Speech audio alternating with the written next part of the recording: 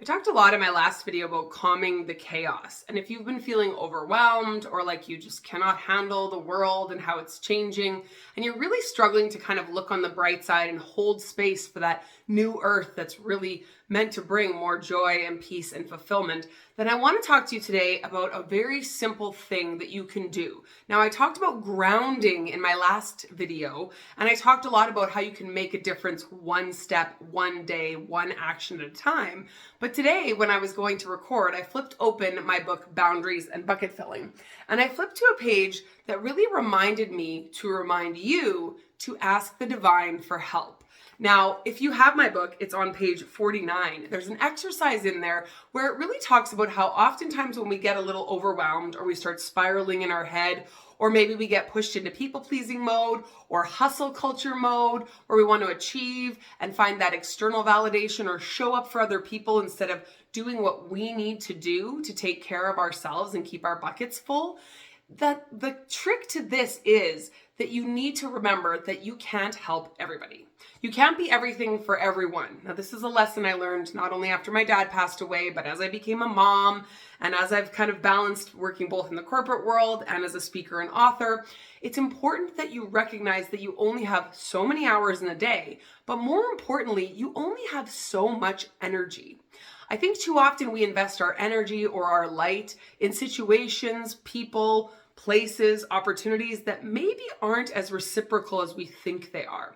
So I really want you to think through this week, but I also want you to think, where can I ask the divine for help?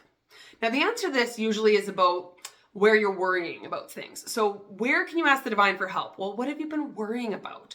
What have you been staying up at night? What have you been spiraling about? What have you been overthinking? What have you been trying to figure out? Because too often we try to solve it. We try to be certain. We try to make sure we know where we're going before we take that next best step. And in this book, I talk a lot about how giving that up to the angels lightens your load. It not only helps you feel freer and just more relaxed, like they have me just kind of clearing my shoulders because we carry so much tension, especially as women usually in this area, but it also helps you to be open. And it's when you're open that the divine can bring you answers, synchronicities, angel signs, divine guidance, intuitive hits, that inner knowing that you're looking to develop if you're watching my videos. So I challenge you this week and into the weeks to come to picture almost like your angels having a suitcase. I tell my girls this all the time. Your angels are around you, these beautiful divine beings that are in the next dimension, this higher dimension that we can't see with our physical eyes, and they have an energetic suitcase.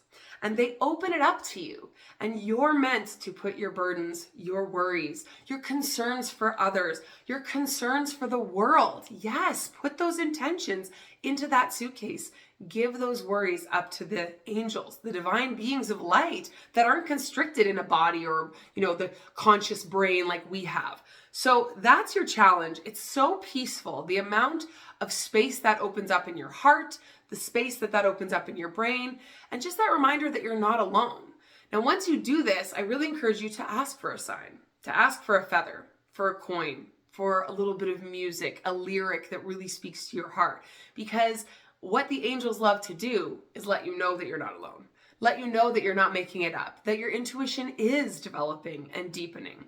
So this is your challenge. Let me know in the comments how this goes for you. I'm so excited. I will be live again next Monday at 11:11. Make sure you set a timer. Make sure you subscribe so that you get that notification when I go live. I would love to see you on there. And until then, I guess, have a wonderful week. Good luck giving up those worries. It's not all yours to carry. You don't have to be everything to everyone. You're so loved. You are a being of light and you help just by being you. So make sure you take care of yourself this week. Till next time.